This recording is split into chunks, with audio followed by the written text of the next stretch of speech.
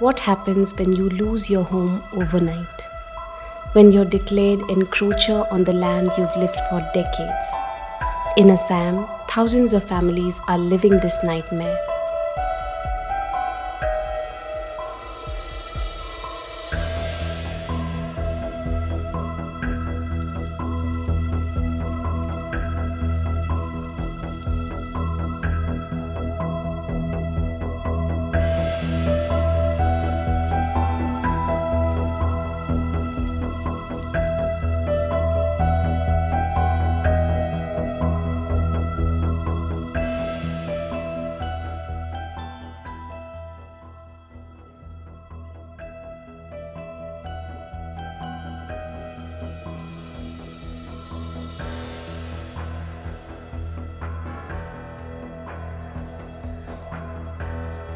In recent months, Assam has seen large-scale eviction drives. Thousands of families have been displaced and their homes demolished. Chief Minister Himanta Biswa Sarma has intensified this campaign since June this year. But activists, opposition leaders, and families who have lost their homes are raising serious questions about the government's intentions and the methods being used in these eviction drives. Thousands of people, mostly Bengali-speaking Muslims, have been adversely affected. The evictions have targeted forest lands, wetlands, and government revenue lands in districts like Golpara, Kamrup, Darang, Kolaghat, and Lakhimpur. According to the Indian Express, more than 3,300 families were uprooted in June and July alone. The government defends these actions as a way to remove illegal encroachers and to prevent demographic changes in eastern Assam. But human rights groups argue that Bengali-speaking Muslim families are being singled out. The state claims it is acting against illegal immigrants from Bangladesh, yet there's no official data to prove this in recent years. Families who have lived here for decades say they do not know where to go now. These drives have become controversial not only for their scale but also for the short notices, lack of rehabilitation, and allegations of the state targeting minority Muslims. The government frames these evictions as a technical matter of land reclamation. But this hides the real human cost: families losing shelter, livelihood, and dignity. It is a story where land is valued more than people, and fear and intimidation are used as tools of governance.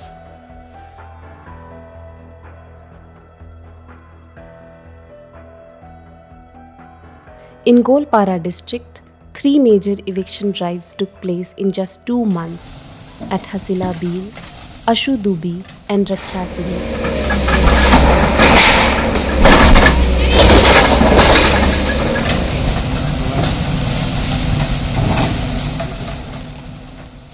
To understand what was happening, a Newsreel Asia producer traveled to Golpara district. We met Suleiman Ali, a 50-year-old man from Hasila Bil in Golpara district, who has lived in Assam all his life. मेरा नाम सुलेमान अली है। मैं Hasina bill गांव में यहाँ में रहता है। मेरे पिताजी ने इसमें 1974 से इस गांव में रहता है और मेरे जन्म यहाँ में हुआ है, ये मिट्टी में हुआ है। मेरे अभी उम्र 50 ईयर है। मेरे घर में 4 लड़कियाँ था और 1 लड़का था। साथ मेरे बीवी था और मेरे माता पिता भी था। मेरे जो पिताजी है, ग्रेट फादर है, ये गोलपारा डिस्ट्रिक्ट का आदमी है। मेरे जो पूर्व पुरुष था, जो खानदान था, सब ये गोलपारा डिस्ट्रिक्ट का था। हमारा जो भाई था, बहन था, इसको पढ़ाशुना करने के लिए। मेरा पिताजी कृषक था, वो खेती बाड़ी काम करता था और लेबर भी करता था। हमारा ज़मीन भी नहीं था, दूसरे के ज़मीन मजदूरी करते थे। क्या तो हमारा 4-5 भाई हाथ था, बहन भी था। हमारा घर ऐसे नहीं था, वो कच्चा था। वो कच्चा घर में सब एक साथ खाना पीना करता था। पिताजी को हेल्प करने के लिए मैं भी लेबर काम करता था। हमारा घर भी छोटा था, रहने के लिए बिस्तर ठीक नहीं था, खाना पीने के लिए हमारा दिक्कत होता है। हमारा पढ़ाशुना के लिए किताब भी नहीं मिलता था।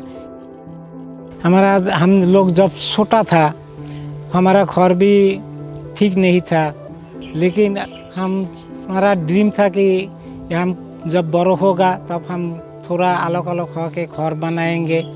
स्कूल पढ़ लिया, कॉलेज भी पढ़ लिया। कॉलेज पढ़ने से बाद में 1970 में हम शादी किया था। शादी के बाद में हम एक प्राइवेट स्कूल में काम कर रहा था। 10-12 साल वो स्कूल में हम काम किया। उसके बाद स्कूल छोड़ के हम अभी LIC का काम कर रहे हैं। हम जब शादी किया था, शादी के बाद हमारा मैसेज हुए कि परिवार बड़ा हो रहा है, अपना घर बनाना पड़ेगा। जब हम धीरे धीरे बड़ा हुआ, लिखा पढ़ा करके थोड़ा इनकम में गया। हमारा तो इनकम कमती था। ये इनकम से अपना घर चलाना पड़ेगा, खाना पीना करना पड़ेगा और बीवी बच्चा को खर्चा करना पड़ेगा। बच्चा को स्कूल का बात था। घर बनाने के लिए तो ये थोड़ा थोड़ा इनकम उससे राही करके कभी ईंट आनता था, कभी भी टीन आनता था, कभी भी लेबर आनता था। ऐसे पाट करके काम करता था। तब हम अलग अलग होके ये घर बनाया। 1 महीने में, 2 महीने में, 1 साल में नहीं हुआ। ये घर बनाने कम से कम 7-8 साल में ये घर बनाया। ये घर जब पूरा हो गया तब तो हम खुशी से अपना परिवार ये घर में रहा था। ये घर में 2 बेटी एक हम शादी दे दिया। ये शादी में बहुत अच्छा लगा क्योंकि अपना घर से अपना बेटी को शादी दे दिया।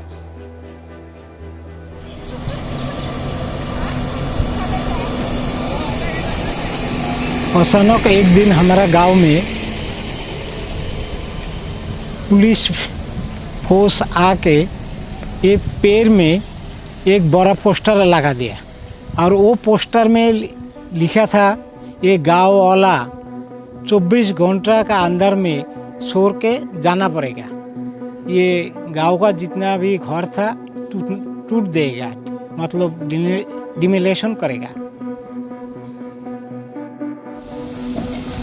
The Assam government has launched eviction drives across wetlands, grazing reserves, khas lands, and so-called encroached areas, places where many families have lived for decades. In June 2025, the State Cabinet approved a proposal to notify the Hasila Bill 245 hectares as a proposed reserve forest. In Hasila Bill on Friday, 13 June 2025, public announcements were made and banners were placed in the area asking residents to vacate their houses within 48 hours.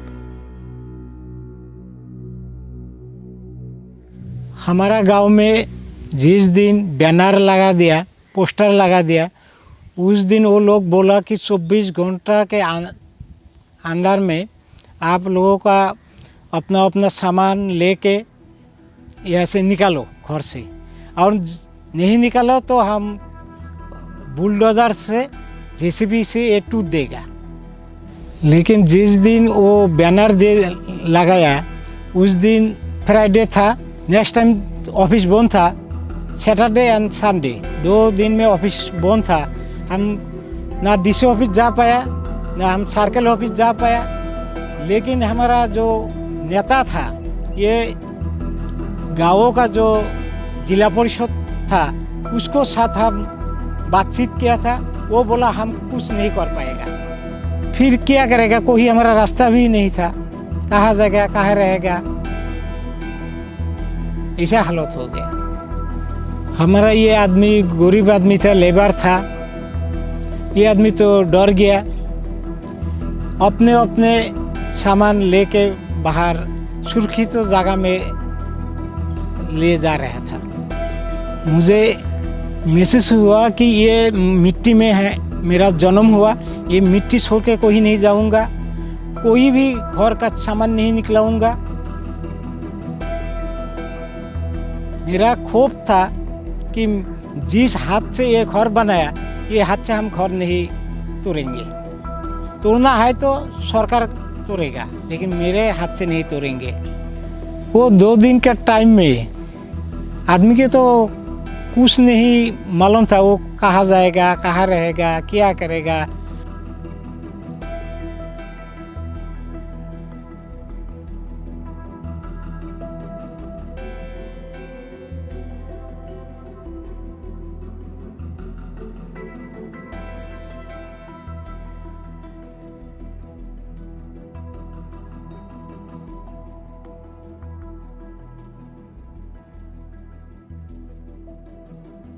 जिस दिन JCB bulldozer ले आया सुबह, खुद मेरे आँखों के सामने मेरे घर वो बुलडोज़र लगाया, जेसीबी लगाया, टूटने लगा। तब मैं जिंदा हूँ क्या मुर्दा हूँ, मुझे कोई मालूम नहीं था। मैं ये देख के उधर हम गिर गया, चुपचाप बैठ रहा है, क्या करेगा।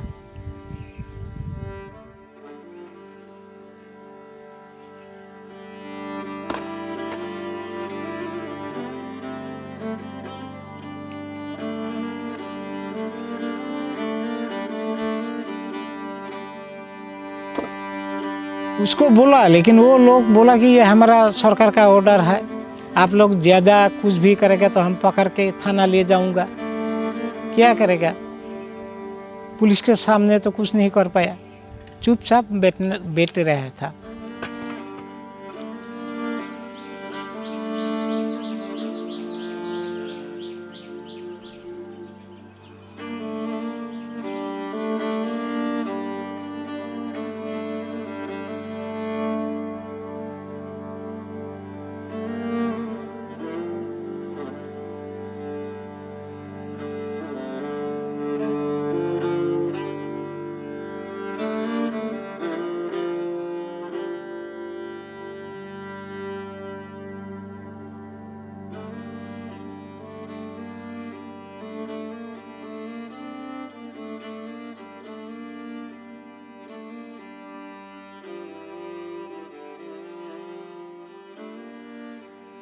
For Suleiman, this home was more than walls. It was dignity, security, and proof that he belonged. A lifetime of work and belonging destroyed without trial, without proof, without even a question asked. For the first time, he was made to feel like a stranger at the very place he was born.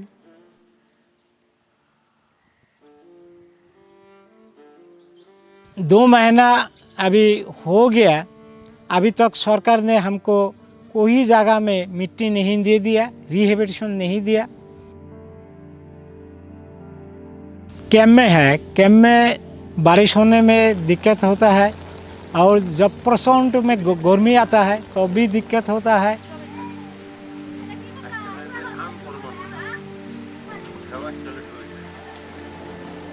और camp में रहते रहते अपना बच्चा बीबी अपने को बीमार हो रहा है, और बच्चा को पढ़ाशुना भी बन रहा है, क्योंकि वो स्कूल ठीक ठाक में नहीं जा पाया, खाना पीना का प्रॉब्लम होता है।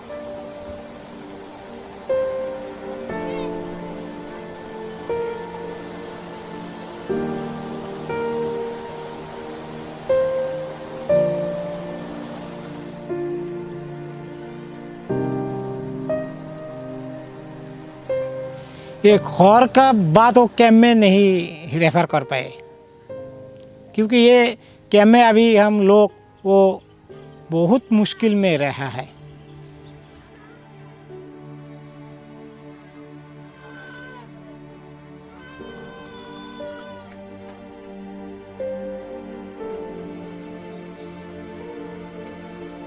मैं मेरे खानदान में कोई भी आदमी को डिवोटर नोटिस नहीं मिला। 70-80 साल से ये गांव में आदमी रहा था। पुराना बसती का गांव था ये। इस गांव में 1951 का एनआरसी मिला था ये हासिला गांव में। 1970 ईयर का वोट देने का लिस्ट ये गांव में है। आप देखिए 1951 एनआरसी कितना साल हुआ, खुद ये गांव में था, तो अब से ये आदमी ये गांव में है। ये रेवेन्यू विलेज था।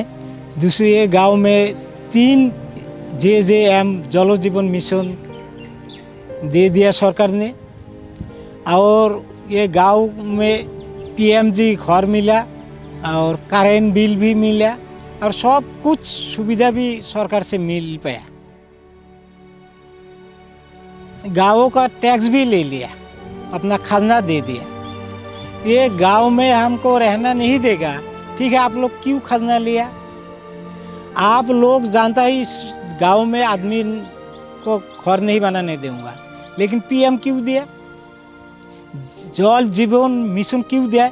एक जल जीवन मिशन में 1 करोड़ रुपया लगता है। ये गांव में 3 जल जीवन मिशन है। 3 करोड़ रुपया क्यों दिया? ये रुपया कहाँ से दिया?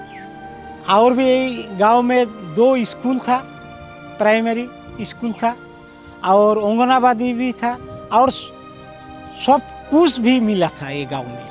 सरकार क्यों दे दिया? फिर ये सब कुछ देने से बाद मुझे मेरा घर भी तोड़ दिया। ये कैसा बात है?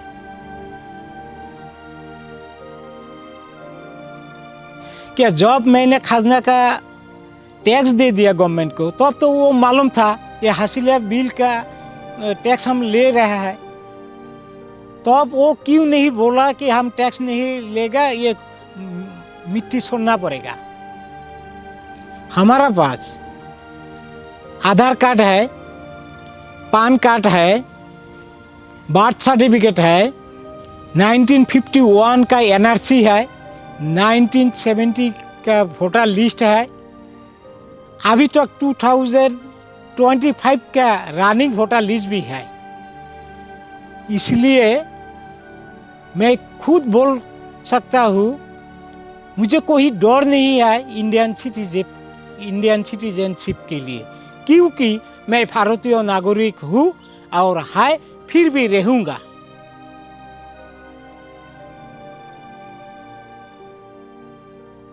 अभी जो रहा है ये सब कुछ पॉलिटिक्स है। ये हमारा जितना भी घर टूटा ये पॉलिटिक्स के लिए हो रहा है।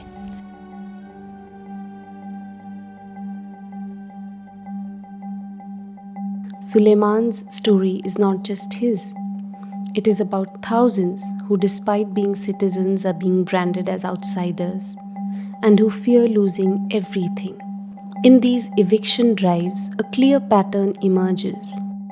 Most of the families, almost entirely from the Muslim community, were evicted without due process, often in defiance of court orders.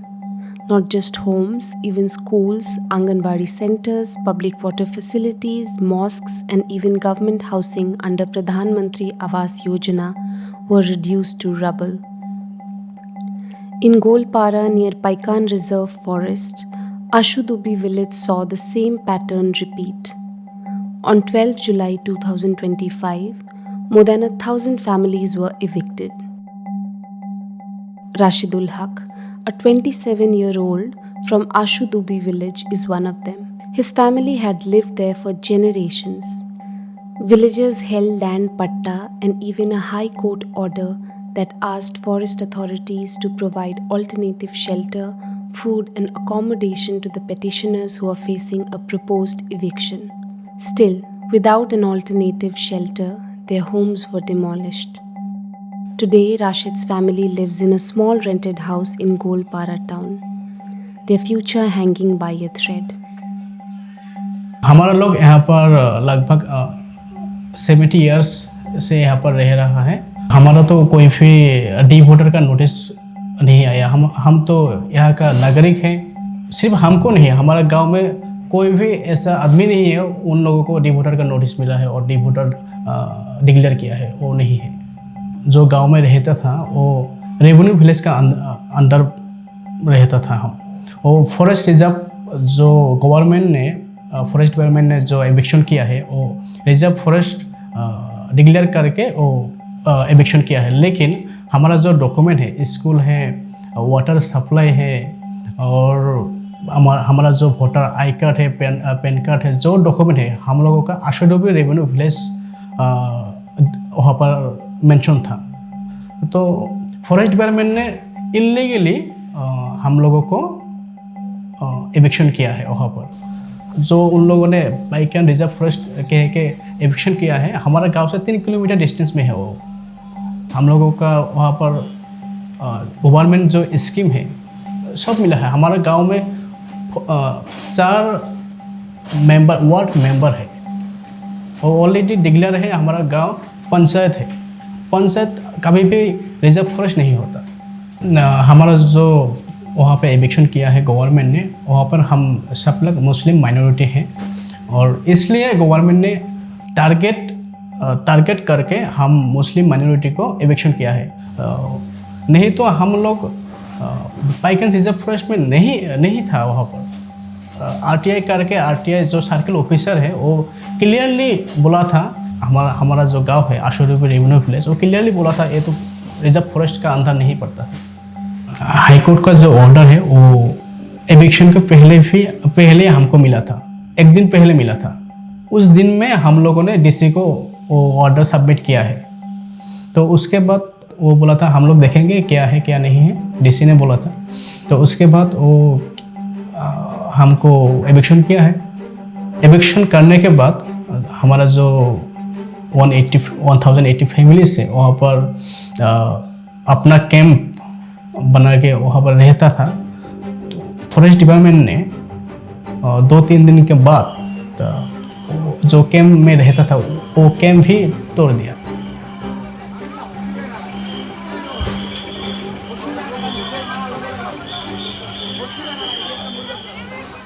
According to a fact-finding report titled Evictions in Assam by the Association for Protection of Civil Rights in August 2025, Ashudobi's eviction mirrored Hasila Bill. No individual notices were issued. Petitions pending in Guwahati court were ignored. Despite legal protection, bulldozers rolled in. Families had lived there for over 60 years, many holding pattas and land deeds from the 1960s. Their names appeared in the 1951 National Register of Citizens, in voter lists, and even in the 2019 NRC. Yet their schools, water supply facilities, mosques, and homes were all reduced to rubble. An RTI reply lays bare the truth. Ashudobi's status as forest land has never been legally finalized. Hundreds of Forest Rights Act claims remain pending, with no gazette notification. By law, evictions cannot happen until these claims are settled. Yet, demolitions went ahead, in direct violation of the Forest Rights Act of 2006. When residents protested on July 17th, the police answered with lathis and bullets. 19-year-old Sakuwar Ali was shot dead at close range. 4 others were critically injured, but no inquiry has followed. Families remain in makeshift shelters, cut off from relief or rehabilitation. And the story doesn't end there. On August 23rd, in Rakhyasini, more than 100 business establishments were suddenly razed. No written notices, only hurried verbal orders. Officials claimed it was for road safety, but the shops stood outside the PWD boundary, and the land had been part of the Golpara Development Authority since 2007, making the forest encroachment claim invalid. Still, bulldozers came, backed by police intimidation.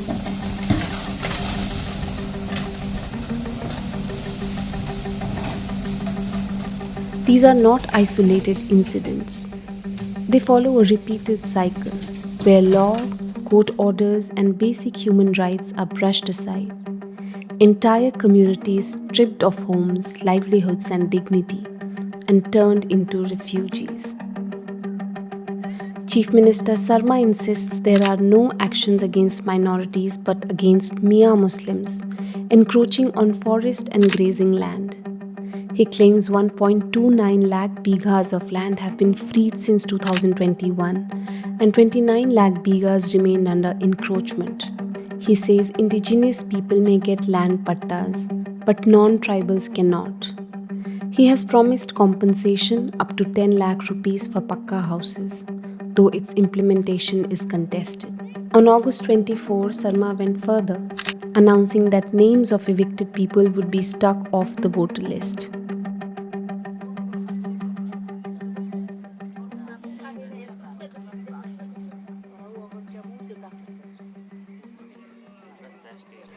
With Assam's assembly elections around the corner, local journalists and human rights activists believe these eviction drives are not just about land, they are about politics. मेरा नाम फारूक अब्दुल्ला, मैं एक independent journalist हूँ Assam based. मैं तीनों eviction area में जाके reporting किया, देखा। कुल मिलाकर 3000 प्लस फैमिली का घर तोड़ा गया है। ज़्यादातर एविक्शन का जो पैटर्न है, एक्चुअली देखिए, आसाम गवर्नमेंट तो कुछ कुछ एरिया में फॉरेस्ट लैंड बोला है, PRF भी बोला है, RF भी बोला है, और व्हील का माटी है, ऐसे बोला। लेकिन एविक्शन करने के बाद गवर्नमेंट का जो हेड ऑफ एडमिनिस्ट्रेटिव हेड है, चीफ मिनिस्टर, उन्होंने मीडिया के बस ये बाइट दिया, वो इलीगल इमिग्रेंट को हम हटाया, अननोन पर्सन को हटाया, मियाँ बांग्लादेशी को हटाया। एक्चुअली एक नैरेटिव पैदा किया गया है। ज़्यादातर मतलब 100% ही बोल सकते हैं, जो गोलपारा में हुआ 100% फैमिली माइनॉरिटी बंगाली ओरिजिन जो मुस्लिम है। ये असम में एक हिंदू मुस्लिम डिवाइड करके एविक्शन चल रहा है। असम में जितना डर है, भय है, घर बेघर है, लेकिन कम्युनल टेंशन नहीं है। ये तो साफ है। असम का जो पास्ट देखिए, प्रेजेंट देखिए, लेकिन गवर्नमेंट खुद, वो हेड ऑफ एडमिनिस्ट्रेटिव, वो खुद क्रिएट करना चाहते हैं। हर दिन हर समय जो बाइट देता है एविक्शन करने पर, वो पूरा कम्युनल टेंशन क्रिएट हो गया। कि रिसेंटली एक असम चीफ मिनिस्टर का एक स्टेटमेंट आया, जिन जिन एरिया का एविक्शन किया उन लोगों का वोटर लिस्ट से नाम काट दिया जाएगा। हमारा तो एक कॉन्स्टिट्यूशन के ऊपर भरोसा है लोगों का, लेकिन गवर्नमेंट का जो एडमिनिस्ट्रेटिव हेड बोल दिया उन लोगों का वोटर लिस्ट से नाम कट जाएगा। तो अगर किसी आदमी ने, किसी जन समुदाय ने फॉरेस्ट लैंड को दखल किया तो एक एविक्शन होगा। इसमें तो कोई दिक्कत नहीं, क्योंकि फॉरेस्ट लैंड है। लेकिन इसमें तो कुछ गाइडलाइन फॉलो करना चाहिए। एविक्शन को अगर किया, वो क्यों वो एनक्रोच किया, ये थोड़ा देखना है, गवर्नमेंट का रिस्पॉन्सिबिलिटी है। और सुप्रीम कोर्ट का भी एक स्पष्ट गाइडलाइन है, उसका एविक्शन करने के पहले उनको शेल्टर देना चाहिए, रिहेबिलिटेशन करना चाहिए। लेकिन गवर्नमेंट को तो पूरा वो गाइडलाइन नहीं फॉलो किया। Supreme Court guidelines require authorities to give notices, hearings, and time before demolition. Petitioners from Hasila Beel told the court they were denied all this. The Supreme Court has issued notices to Assam officials seeking a response. The contradiction between what the law says and what happens on ground is striking. देखिए, तो पहनने के लिए कपड़, रहने के लिए वासस्थान और फूड, ये तो एक फंडामेंटल है। खाद्य वस्त्र वासस्थान आसामीज में बोलते हैं। तो एक पूरा अफेक्टेड है, लेकिन वो ध्वंस कर दिया वो असम सरकार ने। वो स्टूडेंट का जो राइट टू एजुकेशन वो बिल्कुल ख़त्म हो गया। वो आदमी रहने के लिए अभी वो अनहेल्दी सिचुएशन में है, कैंप में है। खाने के लिए कुछ गवर्नमेंट की तरफ से कुछ भी प्रोवाइड नहीं किया है। मिनिमम जो फैसिलिटी होना चाहिए, इनह्यूमन अगर आप बोला गया, तो मैंने फिल्म में देखा इनह्यूमन तरीक़े से ये एविक्शन किया गया है। और जो गवर्नमेंट में कॉन्स्टिट्यूशनल राइट जो है पूरा तोड़ा गया खुद government. The state government argues these drives are meant to free land from so-called illegal immigrants, often labeled as Bangladeshis. Officials maintain the process is lawful and non-discriminatory. But the reality shows a stark contradiction between the law on paper and the way evictions are carried out. Displacement without proper notice, rehabilitation, or due process goes against Article 21 of the Constitution, which links the right to house with right to life. By labeling entire communities as illegal immigrants without individual verification, the state risks ethnic profiling and collective punishment. Many of those evicted are citizens who have lived in Assam for decades, some since before 1971. They are not declared D voters, nor excluded from the NRC. Yet their homes have been demolished without judicial oversight.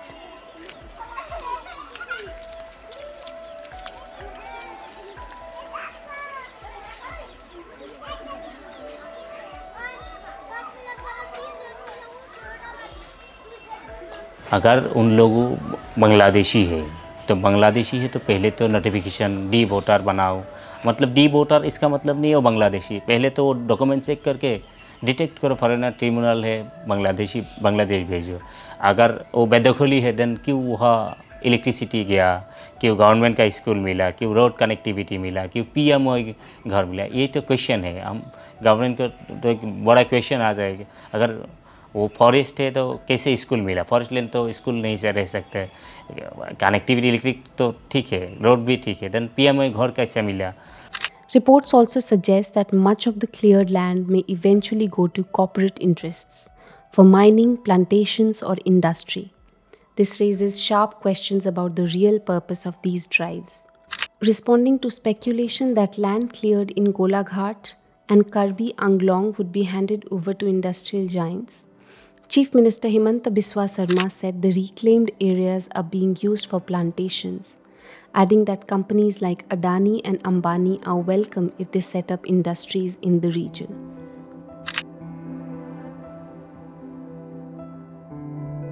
इतना कष्ट करके ये अच्छा घर बनाया, सारे जीवन का कमाई इसमें लगाया था, वो आपको बोल नहीं सकता कैसे महसूस होता है। 50-60 साल से ये घर में रहता था, अचानक आके अपना घर तोड़ दिया और वो बोला ये अपना घर नहीं है, ये ज़मीन अपना नहीं है। तो हमारा मन में गुस्सा आता है कि हमारा जो सरकार है, जो CM है, वो क्यों हमारे साथ ऐसा काम किया है अमानवीय। हम भी तो इंसान हैं।